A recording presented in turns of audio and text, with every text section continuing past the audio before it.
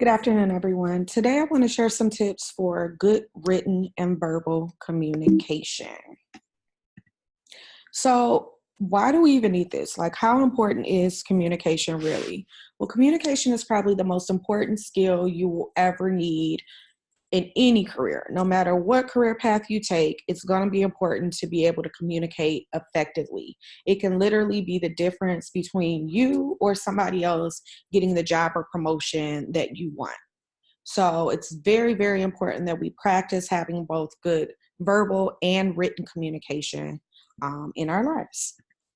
So when we look at written communication, there's going to be a variety of written communications that we will be doing throughout our lives, whether or not we're writing a cover letter, a resume, or sending an email or a memorandum to someone within our job function.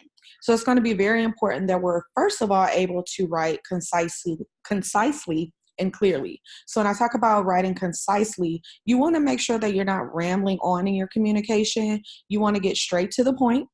And then you want to be very, very clear in what your purpose and your message is when sending any type of written communication out. So that means that any type of emails or letters, you want to make sure that you're using complete sentences. You also want to make sure that you are checking your spelling and your grammar. So it's going to be very important to make sure that you proofread your email before you send it out.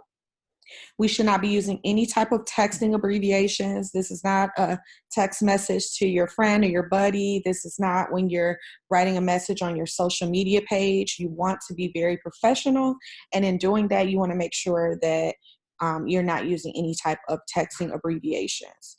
You also want to make sure that you're sender and time sensitive in your emails. So you want to be very sensitive to the exact person that you're sending this message to, and you also want to be sensitive to the time frame that you're sending the message and the urgency of your message. So you want to be very clear in what it is that you need and the deadline by which you need that information within your written communication. We have to try as much as possible to be as clear as we can, because sometimes when we're sending written communication, messages can be misconstrued or misinterpreted. So as much as possible, we want to try to be very clear in our message, and that's why it's going to be extremely important to make sure that we proofread and read the message out loud. Reading it out loud kind of helps you to hear the message the way that person will hear the message, and that way you can kind of determine whether or not you were clear enough. So that's your written communication tips.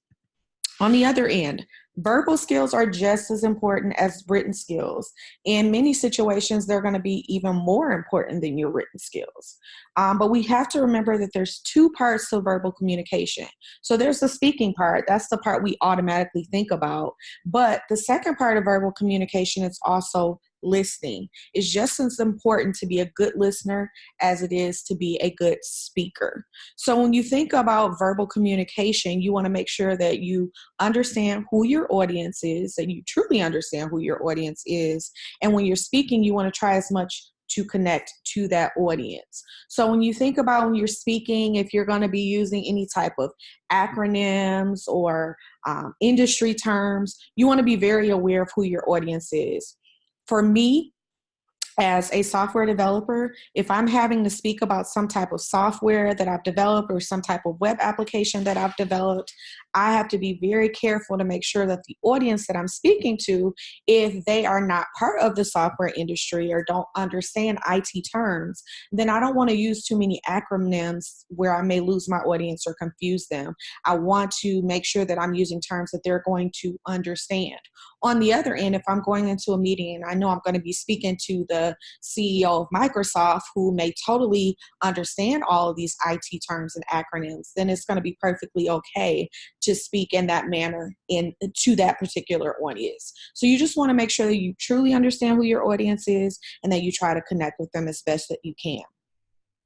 Third tip is to always speak and listen with respect. You always want to be respectful in any of your dealings with other people, and you always want to be very respectful when they're speaking to you and making sure that you're listening carefully, not listening to respond, but really listening to understand what they're saying first and then formulating a response secondly.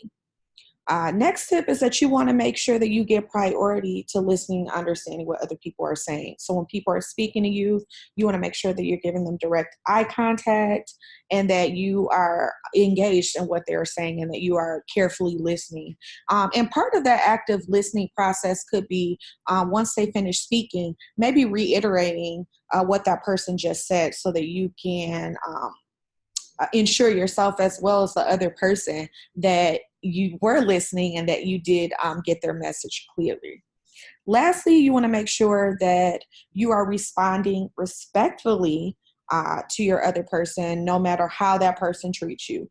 Unfortunately, there's going to be times you're going to be in situations where people may not be respectful to you and they may not speak to you with respect.